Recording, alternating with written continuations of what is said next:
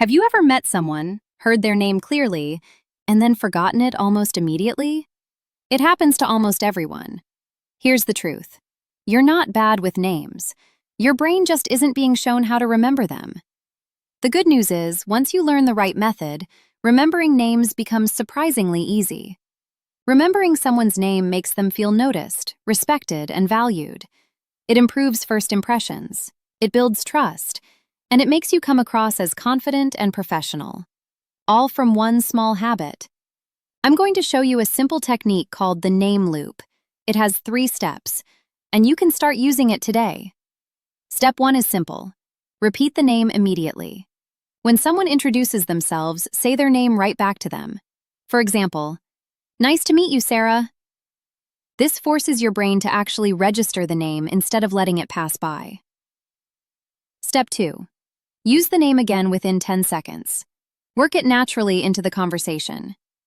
"So, Sarah, how long have you been here?" Saying the name a second time dramatically increases the chance that it sticks. Step 3 is the secret most people skip. Attach a quick mental image. It doesn't need to make sense. It just needs to be memorable. If her name is Sarah, you might picture her holding a sunflower. If his name is Mike, imagine a microphone. Your brain remembers images far better than sound alone. Let's put it all together. "Hi, I'm Mike." "Nice to meet you, Mike." "So, Mike, what do you do?" Now picture Mike holding a microphone. That's the name loop. The biggest mistake people make is waiting until later to remember the name. By then, your brain has already let it go. If you don't loop it immediately, it disappears. So remember this. Repeat the name, use it again, attach an image. Do this just 3 times today, and remembering names will start to feel automatic. Learn one small skill like this each day, and the results add up faster than you think. I'm Jeannie. I'll be here each day sharing one simple skill you can actually use. See you next time!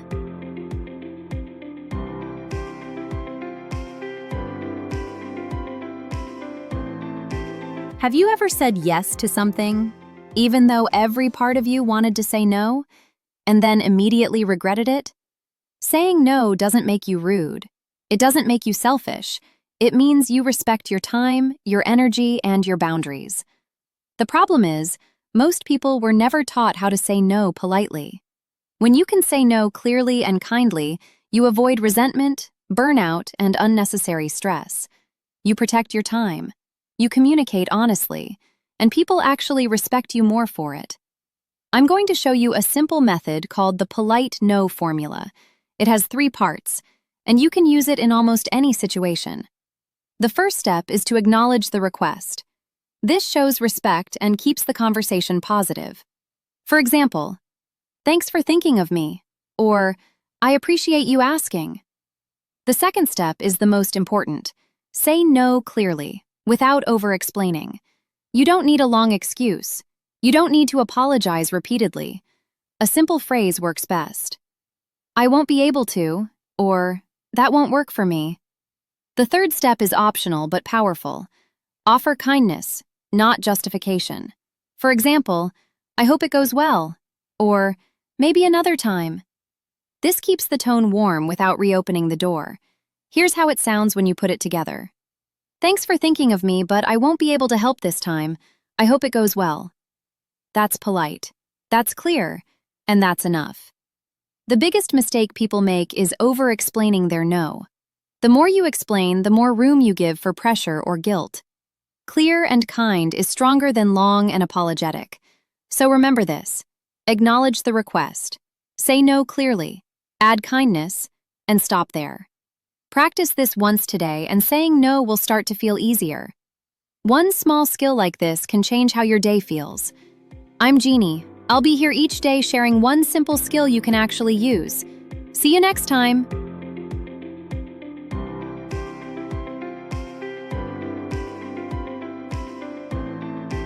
Have you ever known exactly what you wanted to say, but the moment you started talking, your voice felt unsure? You're not alone. Here's something most people don't realize. Confidence isn't about being loud, and it's not about sounding perfect. It's about how you deliver your words, and that can be learned. When you speak confidently, people listen more closely. Your ideas carry more weight. You feel more in control, and conversations feel easier, not because you changed who you are, but because you changed how you speak. I'm going to show you a simple method called the Calm Confidence Formula. It has 3 parts, and you can use it immediately. Step 1 is the most important. Slow down. When you speak too fast, your voice sounds unsure, even if your ideas are strong. Take a breath before you start, and allow small pauses. Pauses don't make you sound weak, they make you sound intentional. Step 2. Lower your tone at the end of your sentences. Raising your voice at the end can make statements sound like questions. Instead of, "I think this might work," try, "I think this will work." Step 3 is simple but powerful. Say less. Confident speakers don't over-explain. They trust their message. Short, clear sentences sound more confident than long explanations. Here's the difference.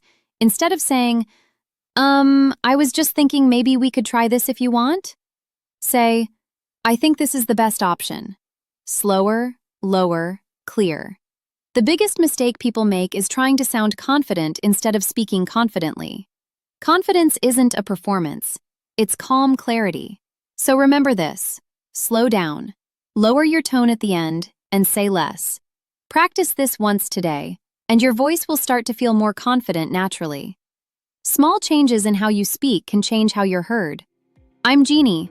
I'll be here each day sharing one simple skill you can actually use. See you next time!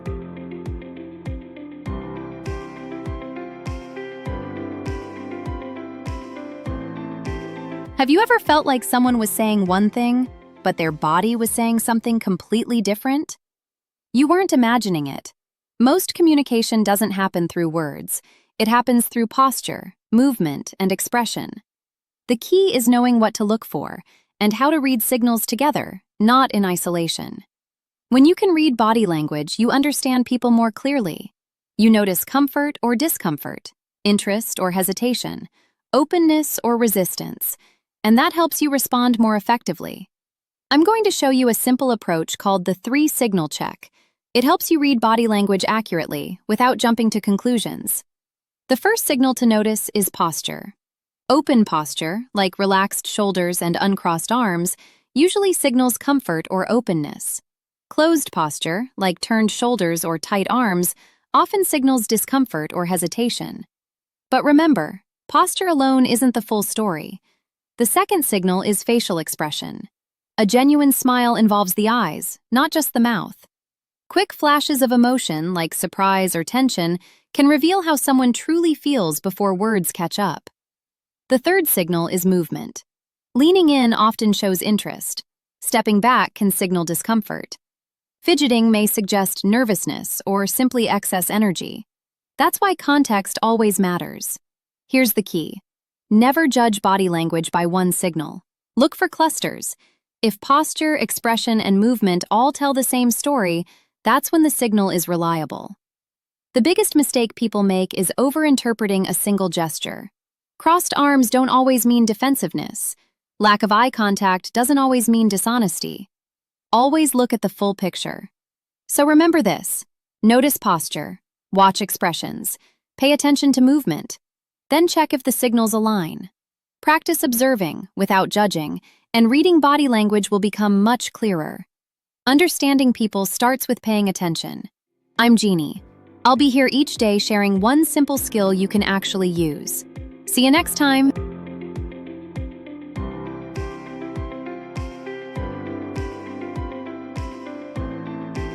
Have you ever agreed to something you didn't want to do, just to avoid feeling guilty? And then felt frustrated with yourself afterward? Here's the truth. Setting boundaries isn't selfish. It isn't rude, and it doesn't mean you don't care. It means you're being honest about what you can and can't give. Without boundaries, resentment builds. You feel drained, overextended, and quietly frustrated.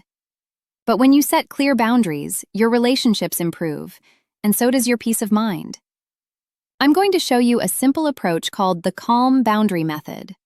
It helps you protect your time and energy without guilt or conflict. Step 1 happens before you say anything.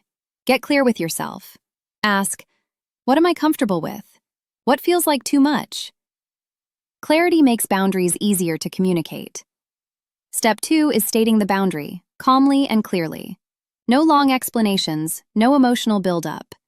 For example, I'm not available for that, or I can't commit to that right now.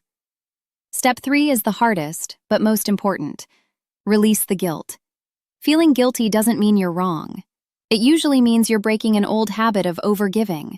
Discomfort fades, resentment lasts longer. Here's how it sounds when you put it together.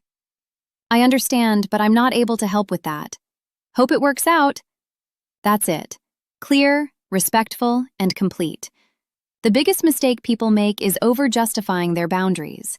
The more you explain, the more pressure you invite. You don't need permission to protect your time. So remember this. Get clear with yourself. State the boundary calmly. Let the guilt pass. Practice this once today, and setting boundaries will start to feel lighter. Healthy boundaries protect your energy and your relationships. I'm Jeannie. I'll be here each day sharing one simple skill you can actually use. See you next time.